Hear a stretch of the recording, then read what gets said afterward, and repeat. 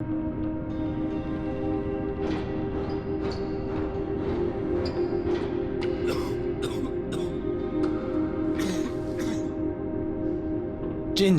that's what you need. A mouthful of the good stuff and you'll see the back of any seasickness. Oh, thank you for your support, John. Don't suppose you actually brought any ginger? Before I start with this review, I have to let you know that this video will not contain any spoilers for the game and will only show you the first case of the game. I hope you enjoy this review. Sherlock Holmes Chapter 1 is a methodical game, one that is ensured to provide an experience that is going to be memorable to some and frustrating, really irritating and mind-boggling to others. But I will tell you right now that I do recommend this game, simply because there are not many games out there that are like this right now. It is simply one of the best games in the detective genre that I've ever got the chance to experience in my life. It is truly a cinematic spectacle with a phenomenal soundtrack and some excellent voice acting, and its gameplay is enticing with its great investigations that challenge you in a way not a lot of games can even think of doing nowadays. Games like this are really rare in today's time, as publishers are more keen in creating an experience most well suited to the more absent-minded people. You see, a lot of games are keen to offer you an experience where it holds your hand all the way through the game as if you're incapable of thinking. While to some this will not be an issue, as they have grown up in this mentality of how the game is supposed to treat you and lead you, to others it can seem insulting and just flat out depriving of freedom, as if you're not making any of the decisions but are being led on by a leash of some kind. Most AAA games today are made in such a way that it does not require much thinking and deduction to really feel like you're carving out your own path rather than following the path that the developers have made for you. For this reason alone, this game is a savior to some, as it ditches the norm of these traits to create an experience that is worth your time and respects your intelligence. Although there are a few glaring issues that hold this game back in some ways, it is still worth it if you're the right person. Sherlock Holmes Chapter 1 isn't your typical run-of-the-mill Sherlock Holmes story where he's older and wiser. This is a tale about a younger Sherlock that is more arrogant, flimsy, and a lot more likely to make lots of mistakes on his journey. The way this game really goes into Sherlock's character is really fun to see, and especially the great side quests have excellent backstories on how Sherlock grew up in the fictional land of Cordona, which is where the story kicks off. The cinematography is spot on with this game. Each and every cutscene in this game is a joy to watch, and the dialogue is witty and expertly written, which only adds to the experience rather than being a nuisance to the game. Overall, the story here is fantastic and I have no gripes with this part of the game. On the 27th of February 2018, the executive producer of Kingdom Come Deliverance was prompted to give his thoughts on the AAA industry and how the development of KCD related to this. And he said something interesting. To quote, "I don't see KCD as competing with the likes of Assassin's Creed or Shadow of War," he said. Quote, "We simply don't have resources to create a game like that. I don't view us as an indie studio either though. The trend I see in, quote, real AAA games, like the ones I mentioned above, is towards making games more and more forgiving, better suited to the most casual and absent-minded players. They're games that in effect are playing themselves. So you have all these different marker prompts and handy hints that you never have to think about what to do next." What he's talking about here is that video games nowadays are more and more forgiving and more suited to people that are absent-minded and want their games to be a bit more doubled down so they can get instant gratification, or to my knowledge anyway. This is not wrong, of course, as it can be a mind-refreshing tool. Yet, the more you think about it, the more games have gone backwards than forwards. The AI we see nowadays is a shell of its former self, when in reality it should have improved in the last few years. Games are so much more linear now than they were years ago, and do not offer the same quality standards that we are used to way back.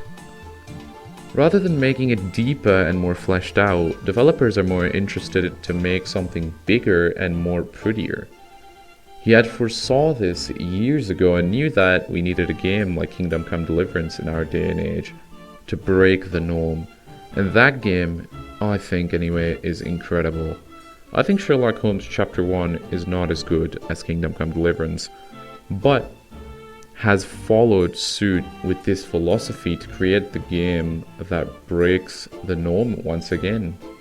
But to truly get into this game's strengths and weaknesses, we must first hear from the developers themselves of their vision. Finally, let us take a closer look at our combat system. We carefully examined your feedback on it from the sinking city and revamped the whole concept from the ground up. Our priorities were smarter AI, tighter controls, convincing sound effects, and better pacing. We wanted to create a system that would be more of a puzzle rather than a straightforward shooter, and utilize Sherlock's key attributes like bright mind, agility, and arrogance. As you've heard from developer Frogwares themselves, they want to make a combat system that would be more of a puzzle rather than a straightforward shooter. While I can say that they were mostly on the right path with the execution, but the results are rather interesting. The AI is brain dead sometimes, and they do some questionable moves. The way you control Sherlock can sometimes feel stiff as he rolls in the direction you don't really intend him to. The way you have to look for weak points and investigate the environment to properly incapacitate foes without killing them, which ends in a weird QTE sequence, which I have no clue why they've added, as it does not add to the system, but it does not hinder it either, is pretty good, but there are problems. Now, the heart of the system is great, don't get me wrong, but the problem is, consequences for killing aren't there at all except for losing some extra money, which really just kills any reason to incapacitate foes, and the game just revolves around to being a remnant from the ashes and jumping around the battlefield shooting people in the head with bullets that feel like shooting feathers. Now, while the combat system is pretty busted, the actual investigation gameplay is brilliant. It is the best I've seen in the genre. Let's take this first case as an example. You started off with Sherlock and John, no he's not Watson, sorry fellas, on a dinner table with a cane that someone has left there. John wants you to find its owner, and Sherlock accepts his request, and the quest begins. You get a handy little notebook in which Sherlock keeps whatever clues, leads, or explanation he finds in order to keep track of it. And you can also see your objectives there. And you can also see John's thoughts via these menus, which is brilliant because you can know what he's thinking of, right? Your relationship builds that way. Now, you inspect the cane to see what symbolism it might have and what person would have wielded such a thing, right? Because no normal person is going to have this weird-ass cane left on a dining table without any reason. As you're doing all of these things, the game never puts any markers on your compass, and I love that because you're not following some dumb path the developers have laid out for you, but are finding the path on your own and through your own deductions. And can I just say, the environments in this game are so breathtaking and immersive to explore. The mansion layout is so easy to remember, yet it is really good looking. So, you're exploring the mansion, and suddenly John asks you to ask people about the evidence you've gathered so far, and you open your book and pin that evidence so you can ask around and see if anyone knows about said evidence. After you've pinpointed who it could be, you have a system which allows for intriguing decision making, where you can judge someone's name and background just by investigating their face and hands and what they have on them and shit. But the kicker to it is that you can fail the cases, and the game does not just give you a game over screen, but you're going to have to live with that decision for the rest of the game. And of course, there are multiple endings and outcomes for you to see and reach, to which gives the game so much depth. I cannot even mention the chemical researching procedure, the ways you can reconstruct a scene using Sherlock's mind and also change Sherlock's looks to get certain privileges, like dressing up like a policeman to get access to the jail cells. The open world side quests are also intriguing and really show Sherlock's past, and some of them even allow you to get some of his most iconic items. Now, the only problem with the open world is that it doesn't feel alive or evolving in any way, shape, or form, but it's still immersive and fun to explore. This game's detective gameplay is really a magnum opus. the likes of which I'll compare it with other games in its genre. If we're talking about the gameplay without the combat, then it's a solid and deep game with a great foundation.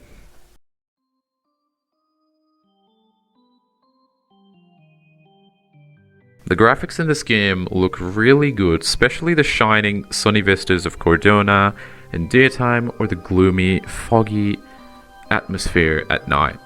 It all looks fantastic.